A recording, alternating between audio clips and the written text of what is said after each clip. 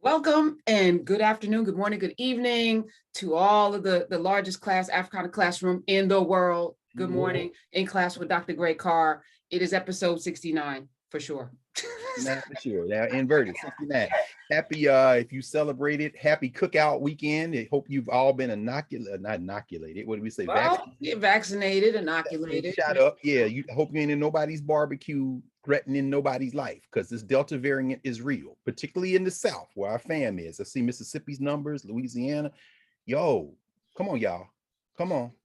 Come on. Yeah, we need all hands on deck. So that means deck. we need y'all to be healthy and here to do the work that needs to be done. All right. So last year, this time we did a what to the slave is the 4th of July. So you're going to see some of that, a clip from that after our discussion. But this week can't go by without us talking about Bill Cosby. And before I hit record, we always have a conversation, just a brief one. And I was like, nope, let me hit record. Yes. You know, there was a lot of conversation, and this is just brief, about Felicia Rashad. And I wanted to bring her up because she's at Howard, where you are, you know. And a lot of people were saying, oh, so, you know, because of her position as dean, she's gonna, you know, she can't be trusted to take care of the children because that's her job. And you were like, you said if somebody held a gun to people's head and asked them what a dean does, there'll be a lot of blown out brains. A lot of dead people. A lot of dead people. So Felicia Rashad is not responsible for the young people if they have a situation. I mean, if somebody discloses to her, if somebody disclosed to me, if somebody disclosed to you, Professor Hunter at Hunter College, if somebody disclosed to a person working in the cafeteria, or somebody driving the shuttle bus up the hill, or somebody cutting the grass, or somebody coming out of their classroom, then as our friend Angie Porter, who did this work at the University of Minnesota as a lawyer, would tell you, that's why we have offices of Title IX at universities. It is our responsibility, and we go through extensive training. All of us have been in those trainings. It is our responsibility to report. Now, if somebody were to come to Dean Rashad and report, then yeah, it's her obligation. But we don't need to think about these things in terms of chain of command. There is an office of Title IX, and of course, that is in terms of process, that is a completely separate issue from the one I think that's animating a great deal of the public discourse.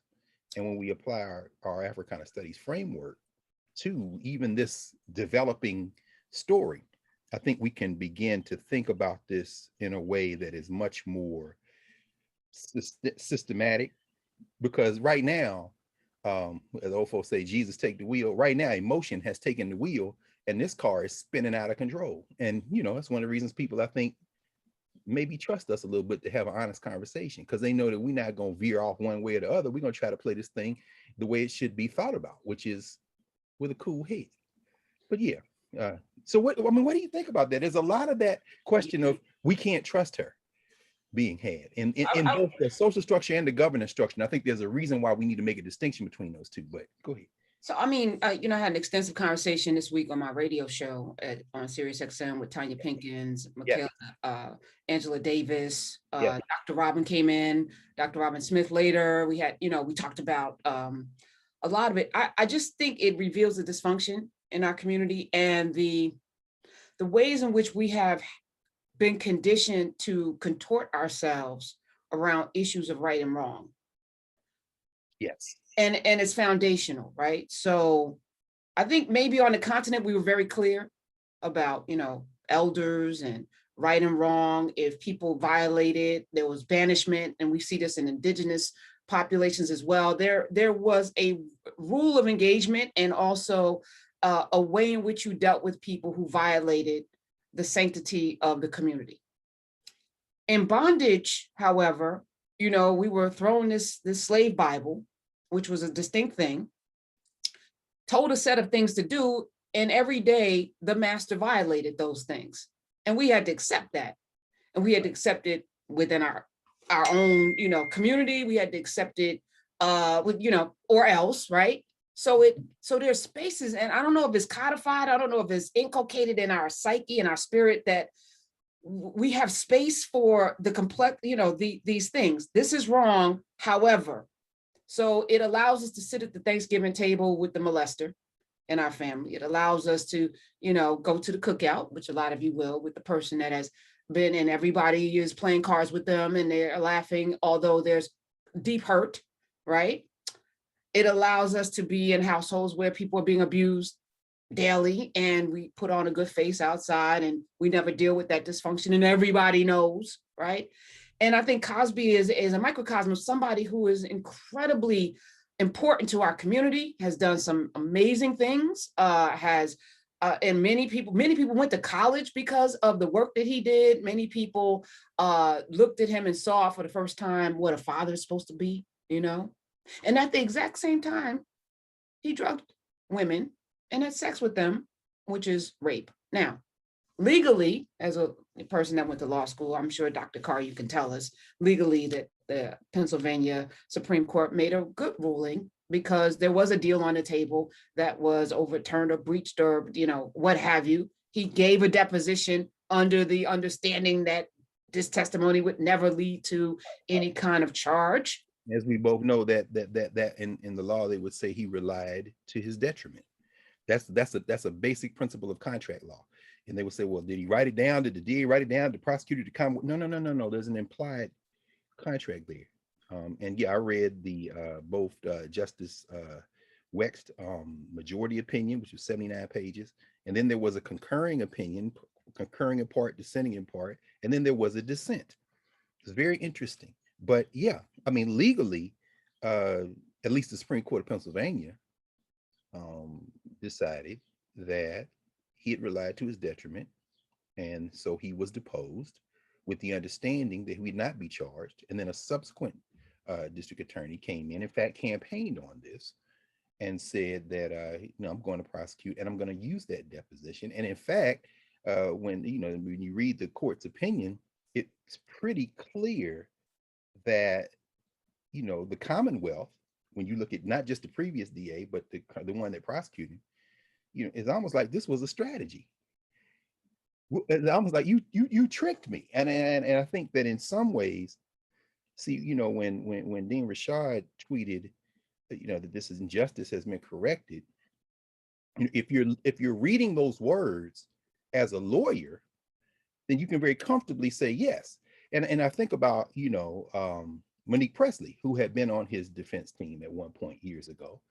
She made a comment last Wednesday, well, the day that it came out. She said, take Cosby out and put your son in there, or put your father or brother in there. And I would add, put your wife, your sister, your mother, put a Black person in there who you would say, no, I think this is exactly the kind of thing that criminal punishment reformers and advocates, and those of us who say this whole process needs to be destroyed and rebuilt, would say, in this case, the legal system worked on its principles. Now, when you take the person you would want to defend out and put in Bill Cosby, now you have mixed something that is explosive. So when you read a tweet, if the interpretation is, okay, the system has affirmed the principle that the state cannot use this type of trick to coerce you to incriminate yourself, or even potentially incriminate yourself, because there are people out there tweeting that, he confessed, he's a rapist, and everybody calm down. Everybody calm down, because this is a debate, a conversation that we will all have in one way or the other. But that, and two, is a separate discussion than whether or not in the dock, I mean, innocent until proven guilty, we know, has been, over the life of this settler state, a farce when it comes to Black people. And in many ways, the Cosby case echoes the OJ case in the sense that this person is at once a living, breathing human being with the full range of contradictions. And I know many more of them than I do. I've never met Mr. Cosby. I lived in Philadelphia for a number of years, so I encountered a lot of people who know him, grew up with him, went to school with him. He came out of Richard Allen Projects. He went to Temple, Central High School. I saw him with a Central High School t-shirt on the other day. And I'm thinking, I know them Central grads are wincing, some of them, but I'm saying, all of that being said, when you think about how we are talking about this, then the idea is he's all of those things, this human being with all these contradictions and all these things, you know, the quiet part being spoken out loud in many corners of our governance structure, who are African people to each other. Different.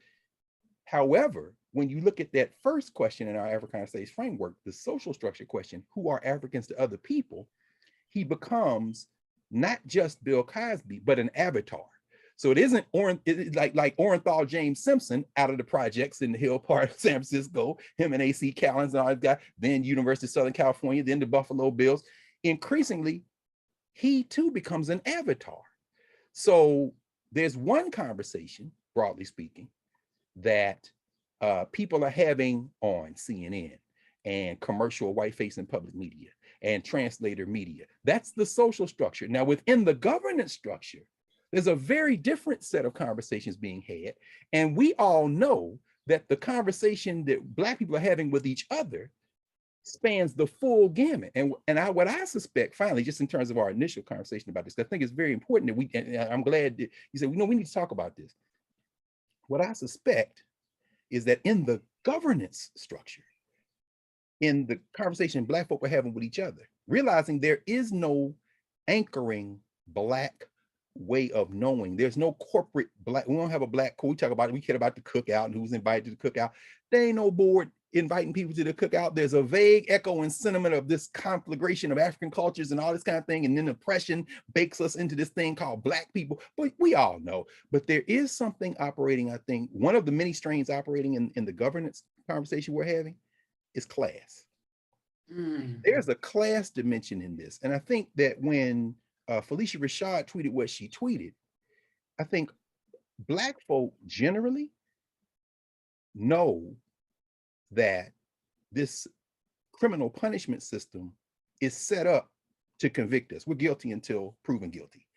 In other words, it's going, we're looking for an excuse, but that's not a conversation we're going to have. And if you are on the top of the social class structure, if you're Black in America, I'll use the example St. Clair Drake gave. He was interviewed many years ago, the sociologist St. Clair Drake. At this time, before he went to Stanford, brilliant brother. I mean, St. Clair Drake, one of the most important thinkers we have. He was at the time, it was the Roosevelt University in Chicago.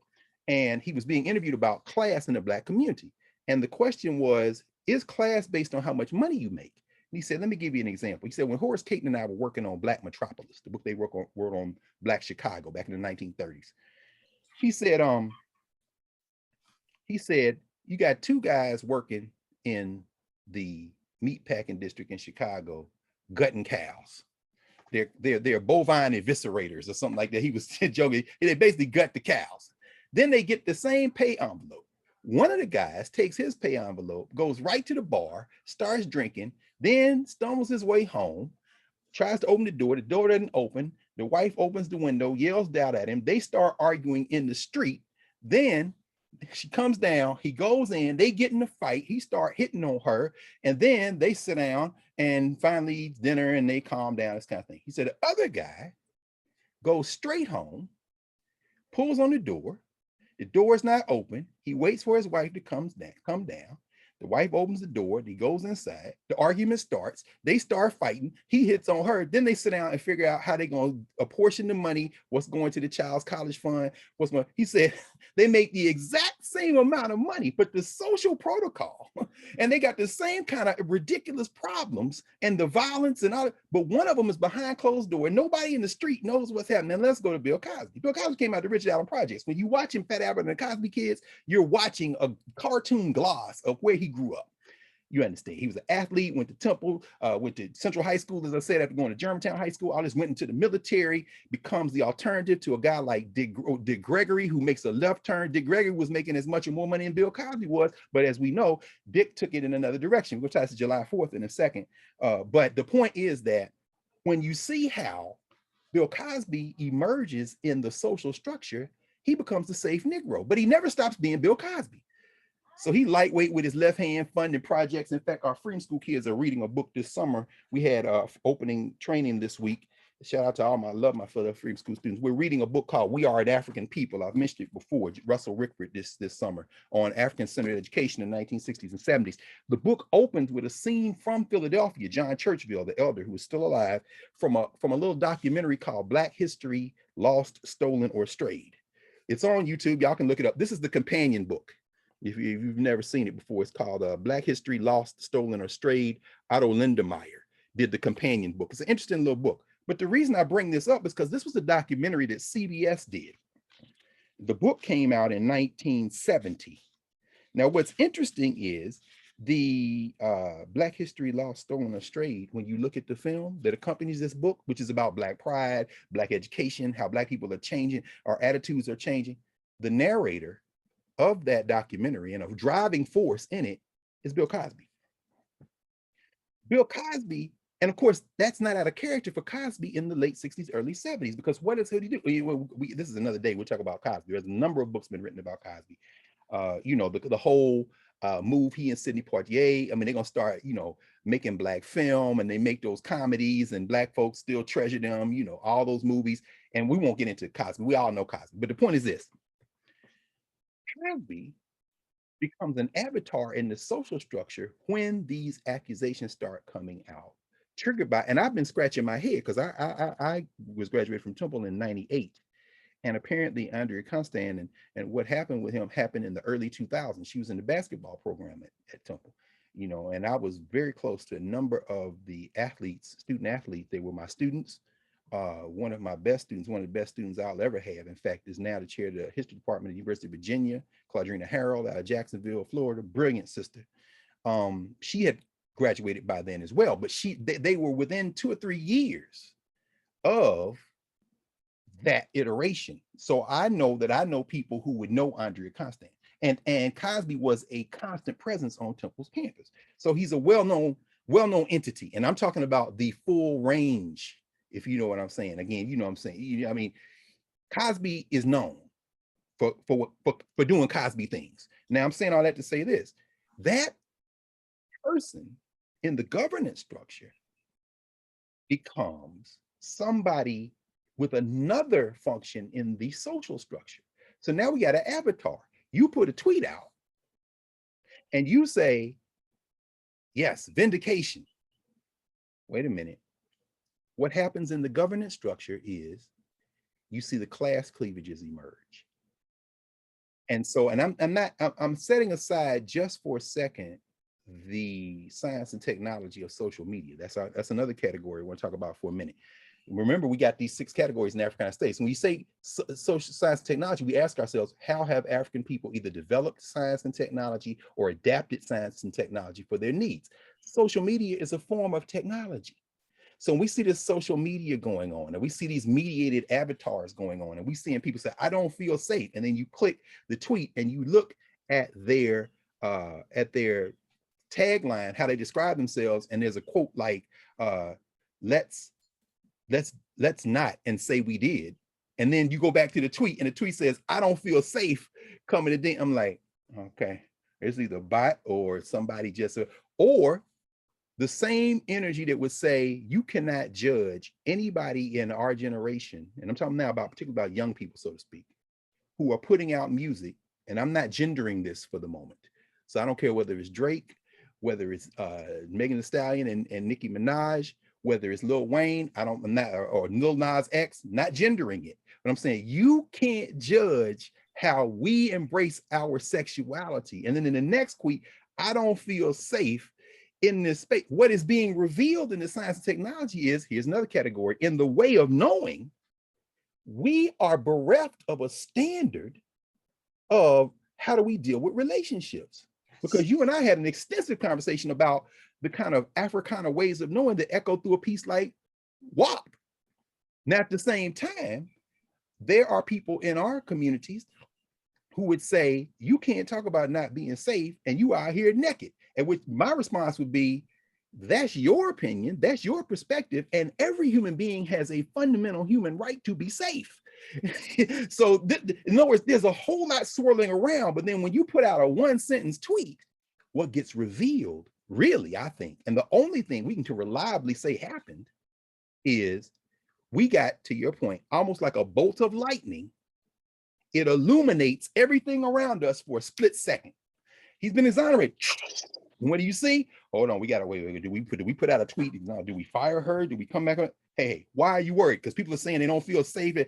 Who are the people? Well, these I get social media. We gotta wait. Hold on. And then let me just add the last two categories, and then we can continue this conversation. Because I think, first of all, everybody should read the brief. I'm not the brief, the decision, Supreme Court decision, and we'll come back to that. The last two categories. So we're talking about social structure. Who are Black folk to other people? Cosby, like any other defendant, is an avatar. There's politics involved. We're thinking about it. In the social structure, the governance structure, who are African people to each other, that's where all the arguments, all the debates, all the conversations are being had. And then the minute somebody else sticks their head in, what we have, I think what hasn't happened, because it's only been a few days since this decision, because we're not thinking systematically, the social structure and the governance structure spill over into each other. And that's why we had to have these categories, so we could at least turn the volume down and think, because this should not be about race. No woman, no man, but no woman in these instances should feel unsafe. But I'm watching Black people out here saying women, and I'm saying those 35 women who were on the cover of New York Magazine, I counted maybe 3 or 4 Black women, and I'm saying no woman should feel unsafe. And I'm saying you know how race operates in this? Race operates in a way that you will hold the principle that no one should feel unsafe, and some of them very same people might be at your lynching next week and talking about your brother or your sister. So I mean, I'm not saying that, I'm saying, but that's a conversation we should be able to have without accusing somebody of being a rape supporter. No. Anyway, so the as I said, the ways of knowing category, there is no standard. Maybe there shouldn't be a standard. That's part of the garment too. Maybe there shouldn't be one standard, and but we haven't established a frame of reference for how we're speaking, how we're talking. And I think that's what's being grappled with now. Science, technology, social media is the mainline delivery system. And so for the first time earlier in the week, I don't really watch, and you talked about that too, being on a diet, the white facing commercial public. I don't watch CNN, MSNBC, but I turn on just to see, and there we are. I'll watch your friend, Laura Coates, grappling with, I'm a lawyer, so I'm gonna tell you, but at the same time, I know if I go too far explaining this, y'all might paint me with, so you got to open any intelligent conversation about legal with, I'm not saying, no, I think you should be in jail, I think they should hold on, because if you go too far in that direction, and I'm watching my friend and brother Mark Lamont Hill on social media, man, look, all this, he's a rapist, look now, here's the thing y'all got to deal with. I assume Cosby got 2 or 3 nickels stashed away somewhere, although Gloria Alfred said she already, yeah. It's like, how Black folk used to say when they, instead of calling him Red Fox, they would call him Fred Sanford. Well, Fred Sanford, some people, I must confess that I enjoy mispronouncing their names. So Gloria Alfred, I'm sorry, I suspected that. No question. I mean, I'm going for the money. Okay, you're not my champion. And see, I'm old enough and have studied enough to understand who you are. You too are an avatar, and you're in the social structure. So that's why we had to create social structure and governance structure, so we could at least tone this down and know who our friends are, who our friends aren't. Because everybody cheering until you put my sister in the dock, and then it's like, y'all was never allies. So anyway, you saw that in the ways of in the science and technology. Finally, movement and memory. How did or do Black people remember this? This is where it gets tricky. Because again, the fault line of prosecution, that's why I thought what Monique did the other day was very interesting. She said, take Cosby out and put your son in that seat. And I'm thinking, yeah, take Cosby out, put your daughter in that seat. The deal that was negotiated for some petty drug charge, we're not gonna, and then you look up and in another, they take testimony from a civil side and we had a deal. No, you're gone from now on. And unlike Bill Cosby, it's not high profile. And so it happens every day, these kind of betrayals, and it's not going to get appealed. And so so I'm saying all that to say, in terms of movement and memory, what has been triggered in Black communities is how we remember criminal injustice. So that the unwieldy attempt to call Bill Cosby Emmett Till, or the attempt to say, he's being lit. No, hold on. No, no, that's it. What you know, but what are you trying to do? I'm trying to create movement and memory. I'm trying to make sense of this in a framework other than the one that I'm being bombarded with. And even though I'm thinking this is a lot more complex than this, and I don't think anybody, let's go back to ways of knowing for a minute. If you drugging people, you should be held responsible. And just like at Marion Barry's funeral, when Louis Farrakhan got up and said, the press came to me and said, how can you support a drug addict and a womanizer? And he said, well, that's a good question. I don't know how I could support John F. Kennedy.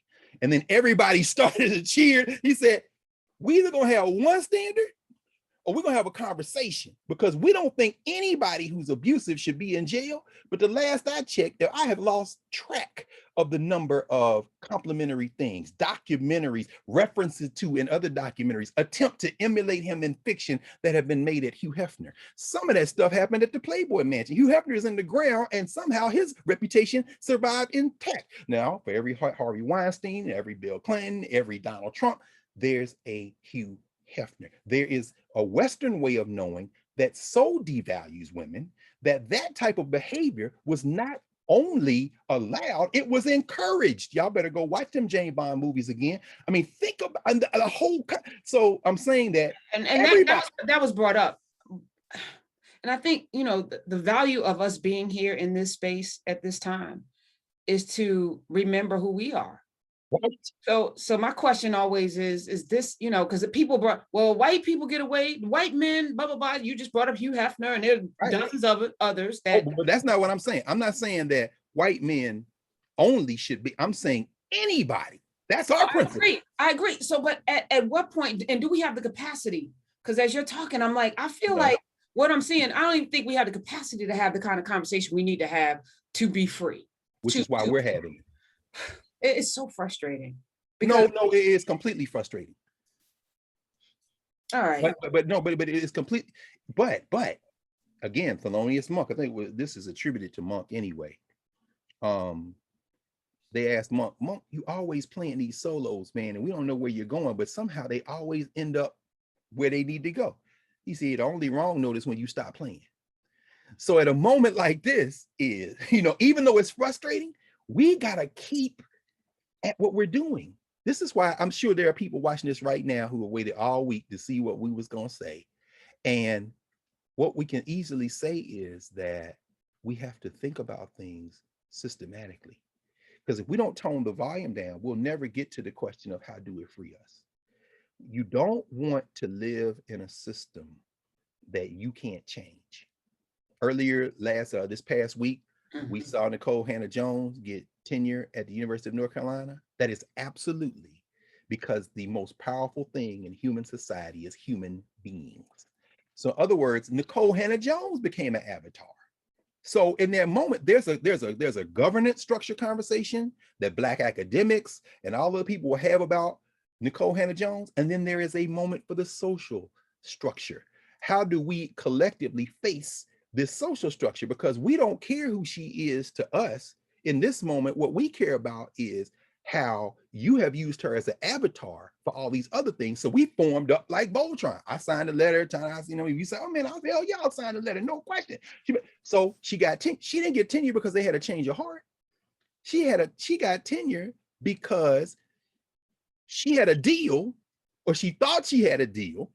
You know what I'm saying? They started edging up behind it. Politics got in play. And not only Black people, white professors, there's a woman now who's joining Claudrina's department, University of Virginia, who left UNC, said, look, I'm glad it worked out, but I'm still leaving because I don't trust UNC, this kind of thing. But we have to be able to think about these things. And this is why I said I'm tying it to independence and so-called July 4th. When we are unable to have these conversations, then we are subject to other people's agendas.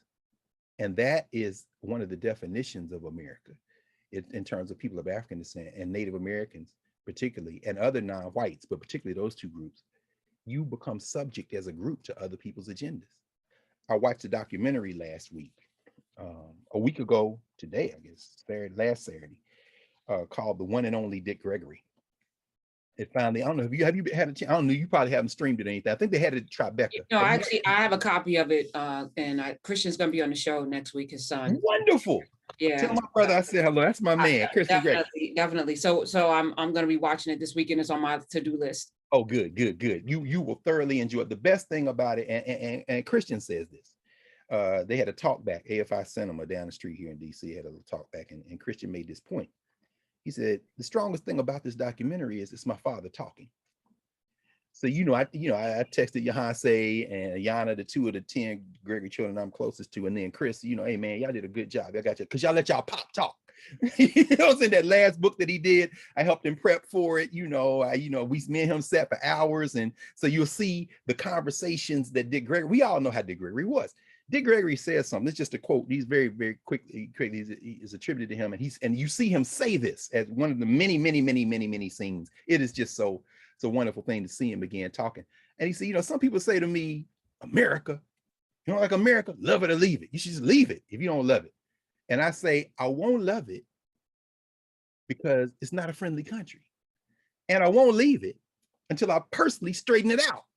And once it's straightened out, I'm out this motherfucker. So, and so you laugh and you think about it and say, that to me gets as close to defining the Black relationship with this criminal enterprise. You want me to leave? No, I ain't gonna love it. Shout out to our young sister, Gwen Berry. Gwen Berry said, this anthem don't apply to me. And you know what I love about that?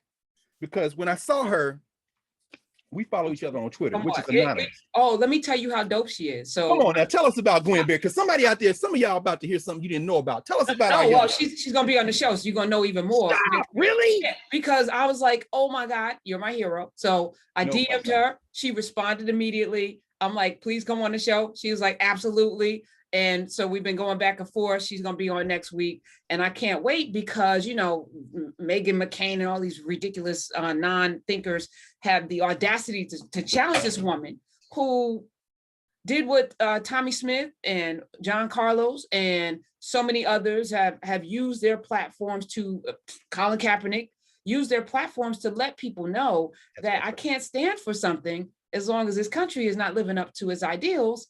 And that's the most American thing. She's more American than that's what they, I think that's what the social structure wants to hold up. That's the most American thing. That's it corrected. But no, because we both know. This is why I love how Baba Dick put it. Love it or leave it. I ain't gonna love it. No, I ain't gonna love it because it's not a friendly country. And I'm not leaving until I personally straighten it out. So in other words, they say, see, that's the American way. Oh, no, let me give you one more sentence. And once it's straightened out, I'm out this month. In other words, see, what you don't understand is the thing that you claim as an American value is really a human value. This is why Malcolm said, I'm not talking about civil rights, I'm talking about human rights. Now, what America tries to do is act like it is the custodian of human rights. So last week was the 100th anniversary, for example. Let me go ahead. No, just thank you. Thank you. No, yeah. We regurgitate these things. We say these things, right? Yeah. Because again, it's patriotism. You can't get more patriotic than a Black person who's willing to fight for somebody's rights, even though we don't have to hear. Yeah, that ain't true. It's a mantra that is in a loop that we repeat and regurgitate. And so this pause that you talk about, even how we think and talk about Cosby, how we think and talk about all of the things that we have to think and talk about. Yeah. We have to examine why we repeat these things and why we say these things. And so thank you. No. Thank you, because once we pause, and that is the great work of narrative. It's the great work of our YouTube sessions, the in-class sessions. Once we pause, we have enough trust, faith, belief in each other to not only embrace, but to yearn for and anticipate whatever answers we come up with. But it just requires, just stop for a minute and think, because that giving that voice, again, I think that's what makes Gwen Berry, in her 31 years of life on the planet, makes Gwen Berry so remarkable in this moment.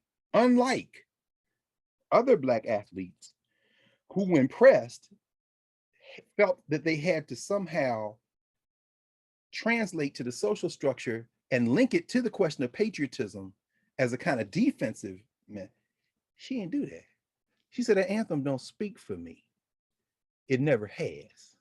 And when she did, of course, I tagged her, tweeted, I said, don't speak for me either, sis. And for those of you who want to understand, let me just say this. If you say it speaks for you, you either don't know the words, don't know who Francis Scott Key was, or don't care. Those are the only three options. You know what I'm saying? You might not care because you want to believe, again, going back to Nicole Hannah Jones, that opening essay for which she won the Pulitzer in the 1619 Project. She says, I wanted to understand why my father, still put the flag up for a country that had abused him. And then, it gets resolved into, well, this is about the promise of America.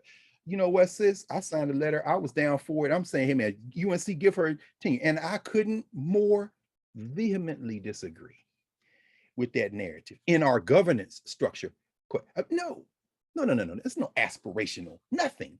Because aspiration didn't get UNC to back up off what they did. Human beings did. And our organizational logics overflow these country boundaries. So as I said, China just celebrated the 100th anniversary of the Chinese Communist Party. I say celebrate, and it's crazy because Xi Jinping is standing in Tiananmen Square last Thursday, talking about, yes, this is what has allowed China to come back, and we don't allow anybody to tell us what. You're literally standing in the square in 1989 when the world was watching, when the tanks rolled in, and it's almost like the biggest troll. Everybody know what happened exactly where you're standing. So what you basically standing is, what you're saying is the equivalent of Rick James on Eddie Murphy couch. F your international community. We do what we want to do. And now, how does America get exempt from that? Because the day before he made that speech, Donald Rumsfeld died. This is a war criminal. You know what I'm saying? But in America, because he took a shower and wore a suit and is an old white man and came up through Nixon and then George W. Bush and them, you can be a war criminal and be walking around. And you damn near got to be a confessed sexual predator like Donald Trump for them to come after you, and they still coming after you for your bank account, not for your confessed sex. Now, you want to talk about somebody being a sexual predator? This guy's on tape. Ain't nobody in jail. But the point is this. I'm making this point for a point. Gwen Berry, in that moment, said, I'm not going to turn to the social structure and explain anything. It doesn't speak for me. They set me up. They said the thing was going to be played as we were walking out. I was like, all right, I'll deal with that. Then they waited. We got on the stand. They played it. So I'm supposed to stand here and look. Hell no, I'm not going to stand here and look. I'm turning. Then I'm going to cover my head. And so I tweeted them back and say, you know what? Y'all don't know. So those of you, I know a lot of us feel that way, but let's get a little ammunition.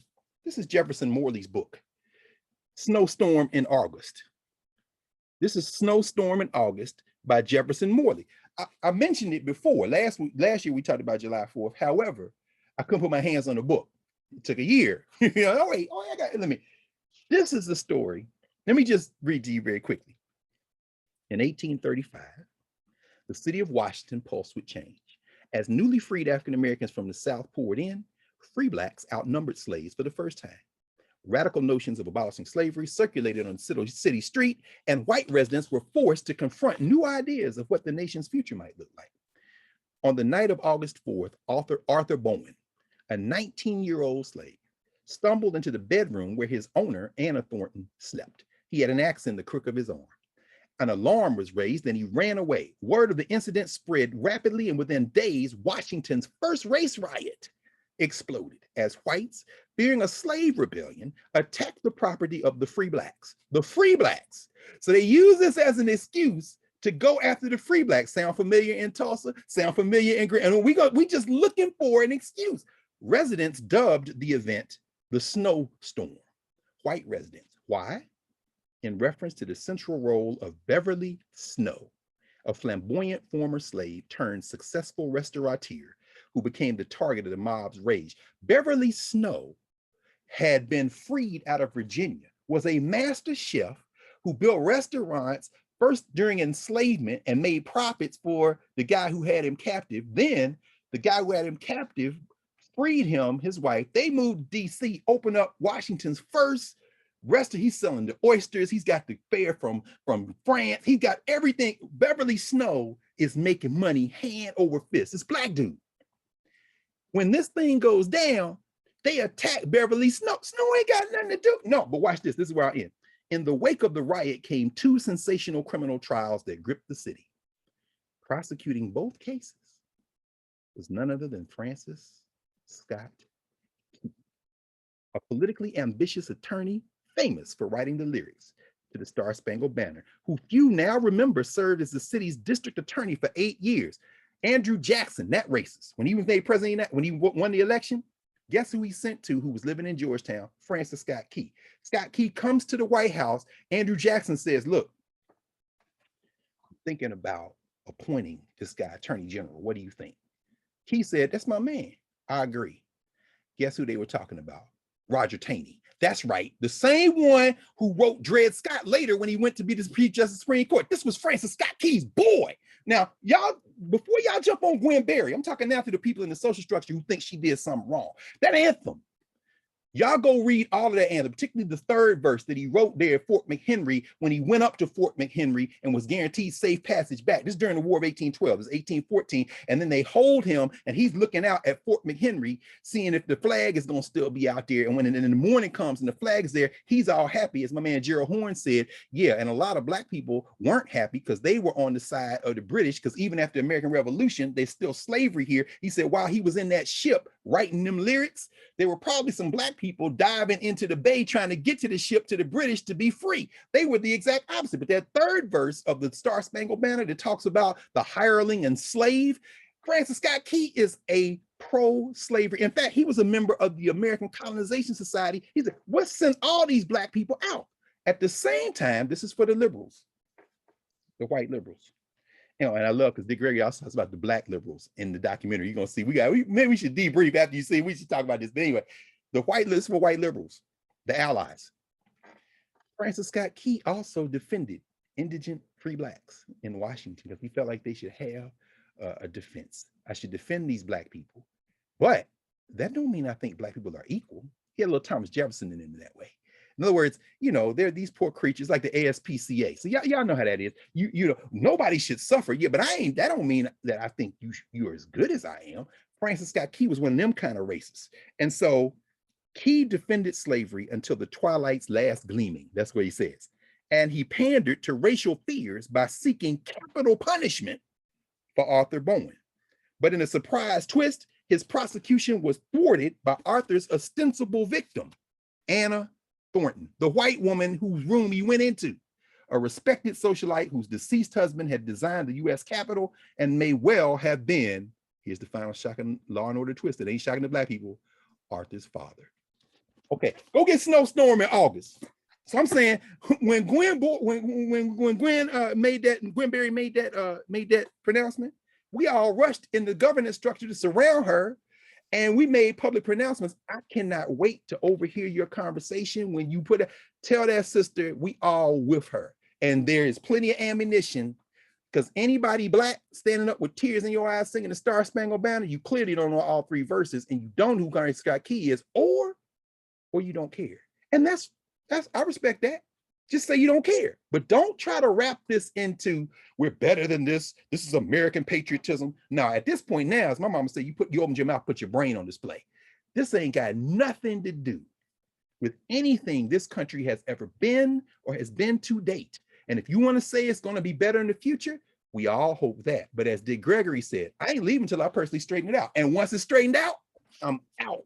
This one, be like Stevie Wonder. So I mean, independent, and then maybe I should say just a word about Independence Day as a way to build the bridge. This was the attitude of Black people toward Independence Day. In fact, there's a number of books on Independence Day. Y'all go back and look at our conversation, because we talked about Douglass, we talked about all the things. There's an interesting little book by Lynn Travers called Celebrating the Fourth. This is published 1997, University of Massachusetts Press. Lynn Travers. Interesting, at the time he was at the Center for the Study of New England History at the Massachusetts Historical Society. Travers goes back to the beginning of Independence Day. And we won't go into this today, you know, I have it now. The first festivals you see around July 4th, around 1877, and then it really plateaus in terms of a watershed moment in 1826, which is the 50-year anniversary, which they call the Jubilee. He writes extensively about And he's doing case studies of the oldest cities in the colonies that become the states. So he looks closely at Philadelphia. He looks closely at Boston. If you remember our conversation, I talked about Philadelphia, having lived there, going down there and reading Frederick Douglass's thing while I'm watching this parade show, going down to Independence Hall the day before, because down the street from Independence Hall, there is a cemetery where they have a tomb of the unknown soldier, the first one in the country, but that was also a Congo Square where the Africans were there, and they buried a lot of Black people there. And so the Africans in Philadelphia would gather there on the 3rd of July and mark this moment of somber reflection, not in service of an American patriotism, but to say, never forget that that wasn't about us, and that we fought not for George Washington or for the British, but for ourselves, with whoever will allow, And so the high point of those rituals, and I think I mentioned this when we talked before, my friend Michael Cord and them, the Avenging the Ancestors Coalition, we struggled for years so that Erica Dunbar Nelson has written about On a Judge, and you talked to her, and Hercules, the chef there, and George Washington, they had them oppressed there at the president's house. But long before any of this stuff got popular, Black people in Philadelphia waged a struggle for years to say, you're not going to build commemorative sites in this Independence Hall site and overlook our ancestors. And in fact, we don't even trust you to narrate them if you include them. We're going to tell this story. And so when you go to Independence Hall, you go to Liberty Bell, our story is told there, not as, oh, we were patriotic. No, Hercules and On a Judge, I'm out. And here they are right here. So before you go in and look at that bell, you're going to confront us, because we were the ones. So anyway, I said I'd say, in celebrating the 4th, what he documents is, in those early 4th of July celebrations, in Boston, for example, they had something called Negro Voter Day. This was the day Black people went to vote. White people call that's the N-word day. That's the same phrase that they used in the South for Juneteenth, parenthetically. This is the N day. Some of y'all listening to this know that, because that is an echo. I have friends, Kenyatta Adenia in Georgia, who said growing up, they still called it that in Georgia. In other words, so they still got some memory of that. But anyway, the point is that then there was July 4th. What he documents is Black people would march in the parades and segregated, but they weren't marching under the Star Spangled Banner because they believed in America. They said, no, we fought too, and we fought for our freedom. And so but what he traces is it was all segregated. And in Philadelphia, he goes to Philly and he shows, as the thing got more and more prominent, July 4th celebrations, and the Black population got larger, white resentment exploded as well. They were like, what are y'all doing? Why are y'all coming over here? In fact, Black people then said, this is when I'll just read you this very quickly.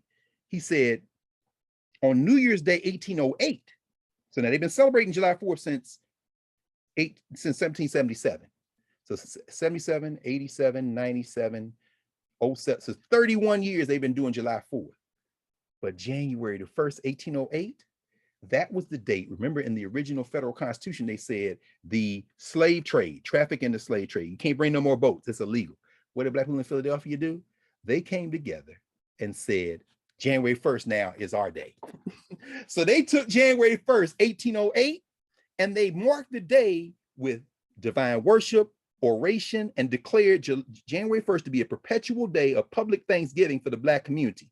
Then in Boston, that following July, not the 4th, 10 days later, the 14th, Black Boston got together and did the same thing, but they did it on the 14th because that was the date in the original Constitution that Congress ratified that. They said July 14th was the day so Black people are putting their independence celebrations, pegging it to their independence. What happens? This is where I'll end. You know what the white press wrote? They said, this is the Independent Chronicle in Boston. The Independent Chronicle admired the spirit and good order of the meeting, the celebration of July 4th, 16th, but suggested that such celebrations were in poor taste and that annual repetitions were unnecessary. And therein, tying it to Gwen Berry, lies the lesson. Those 6 categories we created in the Africana Studies framework are unique for 2 reasons. I'll give the second one first. The second one is they apply to all human beings. The first one is they apply to us. In other words, all human beings, meaning we are going to talk about our ways of knowing, our movement and memory, our science, technology, how we adapt and use it, our cultural meaning making. And guess what? for you to understand, let's apply it to yours as well. These Black people said July 14th is our day, we're going to do it from now. Then you come over from the social structure and say, okay, y'all were cool, it was nice, let's not do that again. But then every July 4th, you want us to come out, wave the flags, but then we say, well, we're going to do Juneteenth, or we're going to do Kwanzaa. But no, hold on now. No, see, y'all not going to bleed over from the social structure and tell us about what days we're going to celebrate. I'm going to celebrate my mama's birthday. I'm going to celebrate Karen Hunter's birthday. I'm going to celebrate Martin Delaney's birthday. I'm going to do whatever the hell I want to do. And if you say I can't, then I'm going to go to you and say, well, don't ever come to me again and start talking about American values, because what you're showing me is American values. And I ain't leaving until I personally straighten it out. And once it's straightened out, I'm out this morning. Because guess what? This is just a place on the ball. This place ain't no better or no worse than anywhere else. And the most important places in this country, as far as I'm concerned, is where my mama is, where your daddy is buried, where my daddy is buried. These are our sacred sites. And if you want me to show up and salute that piece of cloth, you better give me a reason, because I didn't come out of my mama's womb with a flag in my hand. So so Gwen Berry, I can't wait to hear that conversation. And happy July 4th, everyone. Enjoy your barbecue and spades game. and that's right. And it's complicated, right? You know, as we started the conversation, you know, we have the duplicity and the hypocrisy, but also it's two things can be true. You know, we're gonna enjoy our cookouts and enjoy one another. Yes. But for us, it does mean something different. Like I can't ever remember thinking the 4th of July was about patriotism and American values. It was about cookouts and fireworks. That's exactly right. So it's going to still be about that. And it's still going to be right. And when you all hear us say, you know, America, these values, please understand, just like this Bill Cosby conversation that's been taking place these over the arc of these last few days, please understand that a great deal of that is Black folk understanding after centuries of this, that there's a way we have to talk to people to get you out of our business. Now, so in other words, you know, all due respect to Laura Coates, to Mark, everybody talking in public facing media, everybody on MSNBC, but we all know that once those lights go down, and once they say we're clear, and once you get in your car and get to the house, and on the weekend, you sitting, as you say, at that table today, playing spades and bidwits, drinking whatever you sipping on, talking to your grandmama there, and somebody say, dude, you look at them and say, I know, man, but then you mess my money up. And then we just keep on playing. We done had a whole nother conversation, understand? And if you want to talk about what Bill Cosby is guilty or not, in that very same conversation, the question would be, look, man, I see what the court said. Yeah, I'm good with that, but yeah, would you let that old man? Hell no, I'll kill that.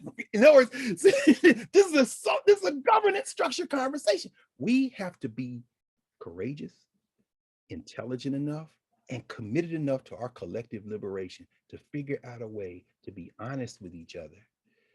Because whatever Felicia Rashad is or isn't, has or hasn't been, the idea that she could go in one sentence tweet from a cultural meaning maker, a person who has preserved our movement and memory on stage in Gem of the Ocean as Felicia Rashad, as Claire Huxtable. So the joke is, you know, Howard is Hillman and here's Dean Huxtable. You could go in one tweet from that to, I don't trust my children around you. That's just immaturity. I mean, that's just immaturity. In other words, unless you can walk through that, let's be very clear, because if that is going to be the standard, then that should be the standard. And that means we got a whole lot of work to do. Well, I think we have a whole lot of work to do. We have a whole lot of work to do. Fortunately, we got time and opportunity, air and opportunity, and you and I are uniquely made to do the work. And so are the people who have joined us today. So I just want to say thank you for giving me a lot to think about. Now I'm going back into the lab because there's some things I have to tweak, you know, and this is the process, right? You know, as we're confronted with things that make us uncomfortable or that we haven't considered before, we got to sit with it for a minute, you know. Let's be mature enough to work through. You know, I was thinking to myself the other day, I caped for Mike Tyson in my 20s. I was at the Daily News. I remember with that Desert, you know, and I was like, well, you know, why did she 2:00 in the morning? Everybody knows that's a booty call. Everybody knows, you know, why would she go? You know, and you raise a certain way, you know better. At the exact same time, I'm now at a different place where You know, I've been in clubs, you know, because I used to cover sports where there were women that were completely naked, just about, with just like some G-strings, some, you know, in a club. And I'm like, what do you expect to happen to yourself the way you know, that's my 20-something-year-old knee jerk, you know, kind of immature. I'm in that moment. But now there's so much more complexity to what it means to have agency over your body. Yeah, you could bust it open and do whatever you want and still not deserve to be raped. Right. And that has to be, you know, Right. for us, I don't, you could be butt ass naked, oil down, That's the principle. expecting sex. Right. And still not deserve it. No question. Expecting sex and having sex up until the middle. Okay, that's it. Okay, that's it then. Right. I mean, this is right. You know, it's funny you mentioned that because I think I mentioned this before when we went to the Juneteenth sign at the White House. Ajwa took me down there, and I was down there. You know, I'm standing there talking to Andre Carson, who I haven't seen in many years, Congressman Carson. Who's I think is the second Muslim in Congress. Yes, after Keith Ellison. Watch this, and I ain't telling tales out of school. The first time I met Andre Carson, we were kids. This was 1993, Indiana Black Expo. His grandmother was still alive. She was in Congress, Julia Carson. And we were all together in Indiana Black Expo because that was the first and only time I met and talked with and sat with Tupac. We had this panel at Indiana Black Expo. And I was standing there with now Congressman Andre Carson. It's almost 30 years later. And we standing in there within earshot of the president and vice president of the United States, reminiscing about how people in Indiana was losing their minds because Tupac, the day before that panel, had gone to see Mike Tyson because Mike Tyson was locked up in Marion. Remember that. And so remember what I'm saying? And me and Andre standing there, I'm sorry, me and Congressman Carson are standing there talking about how, I mean, to the point you're raising, Professor Hunter, the complexity of Black life. How this guy, Tupac, is beloved in the Black community, when if you comb through his TikTok day by day on this very issue that you're raising, we got some problems. And so Mike Tyson, he's viewing Tyson as a political prisoner, and he's not alone in that moment. At the same time, Mike, keep your hands off Desiree Washington. At the same time that Gregory, whatever his name was, Garrison, I think was his name, the prosecutor in Indiana, gonna stand up in his Klan adjacent language and condemn not only Mike Tyson, but as Avatar, all Black men who you trying to paint as sexual predators. So what you just said is so true. It's too complex. It's too complex for us to commingle the social structure and the governance structure. We got to tune down the volume so that this house, we got to clean up. Our house, we can clean it up without somebody keep coming in and say, see, you ain't using the right thing. This is the bleach you need. Hold on, chief. Because you ain't never brought no cleaning products into our house that did anything but harm us. So you stay outside with the cleaning products. We're going to make our own cleaning products. And once we get our house out, we'll be outside. We'll be out to talk with you. But you ain't got no comment on this. And when we clean our house and yours, we get yours out this mother. We out this mother. I'm with Bobby J. Gregory, no question. I can't wait. All right. And we're going to be traveling so we can figure out where to land. So how about that? And then guess what? We can leave and still have a house here. So don't think, Francis Scott Key, just because we left, we won't come back to our house. Right. No question. You built this mother. All right. No question. Listen. Have a happy 4th, brother. I love you. Happy 4th. Love you too. Everybody, thumbs up, like, subscribe, share, and join the narrative. Go over the narrative with a K, like knowledge.com, and get your folk in there because we got work to do. Oh, can I say one final word on narrative? Absolutely. Thank you all, everyone who has subscribed. Thank you. Everyone who's telling people to subscribe. Thank you. I mean, every time I'm peeking in on social media and I'm seeing people are saying they canceling TV subscriptions so they could move the money over in the back. Hey, y'all come on, because this is what we're doing. In fact, maybe we should do this, President. I say, like I said, that Cosby opinion is worth reading. Read that 79-page opinion. Also read the concurrence and read the dissent. By the way, in the Pennsylvania Supreme Court, those are 10-year terms to which you are elected. You can run on party lines. The one dissenter who said in the dissent, no, I think you should have a new trial, but you should exclude all that previous testimony from those other accusers. So even his dissent was like, exclude that other stuff. That one dissenter was one of the only 2 Republicans on the 7. Elections matter. And I'm not saying that because this ain't about Bill Cosby. This is about the process through which the law intervenes in our lives. So y'all sign up the narrative, please, because that's the space when we really what we doing on Saturdays. It's a service. We got to do that. But once we get in the narrative side, we start building that world. So thank you again for building it, Professor. Listen, we're in the midst right now building a social media platform. Woo! Yeah, because we need to have places, safe places where we can have conversations. And yeah, I see how she dropped that little bomb and then moved on. Yeah. We just need to have it, right? So like, build the world you want to live in. I'm going to live by that, and I appreciate everybody that is allowing us to do that, because your support matters. But it's not just your support; it's supporting yourself. That's right. Supporting your future selves, and supporting 100 years from now, Black people who are still going to be here, because we are still going to be here 100 years from now.